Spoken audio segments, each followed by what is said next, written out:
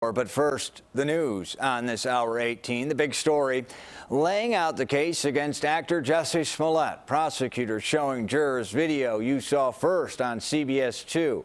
The hours leading up to the alleged fake attack. CBS 2's Charlie DeMar was in court for the first day of testimony. Charlie. Brad, Jussie Smollett's defense team called this entire case a rush to judgment by police.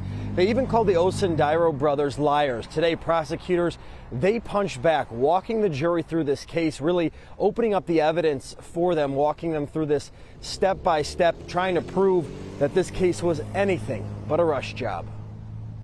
We're confident in his legal team, and we look forward to people hearing the actual facts in this case. Outside the courtroom, Jussie Smollett's family by his side. Inside court, Michael Theis, the lead Chicago police detective who worked the case from the time Smollett was a victim to the time he was a suspect, walked the jury through the evidence, which he described as thorough police work. He testified at first police were determined to try and find Smollett's attacker. He said this was horrible. The crime was a hate crime.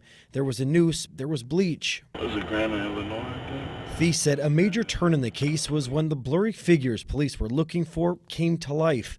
Brothers Ola and Abel Osundairo were identified from this rideshare video the night of the attack. Police believed they had the men who attacked Smollett. So what's going on here? Might be an arrested or something. Shortly after their arrest, the brothers told detectives they were paid to buy a rope that resembled a noose, red hats to portray a supporter of President Donald Trump, and instructed to yell homophobic and racial slurs at Smollett while roughing him up on a frigid winter night in 2019. All in exchange for $3,500. And for the first time in the case, it was revealed Smollett allegedly texted one of the brothers while in custody, quote, "Brother, I love you. I stand with you. I know 100% you and your brother did nothing wrong and never would. I'm making the statement so everyone else knows they'll not get away with this." Detective Theis was asked by prosecutors, to this day, has he ever come clean about this hate crime that you're aware of?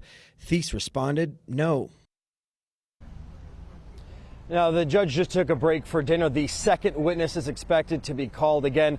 Court has been going till about 7 o'clock each night. The lead detective in the case was also asked why so many resources were dedicated to this case. And he said because it was an awful hate crime, so many people from the mayor on down wanted answers. Brad?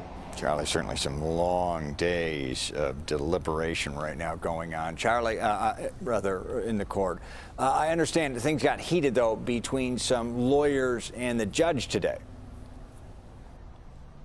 Yeah, and it happened when the defense was trying to establish that the Osundairo brothers were homophobic. But Judge Lynn actually had to stop the defense attorney several times for his line of questioning due to the fact of how he was asking the questions. Again, not unusual for tempers to flare inside the courtroom, but there was some of that this afternoon, Brad. Okay. Our Charlie DeMar on it since day one. Charlie, thank you.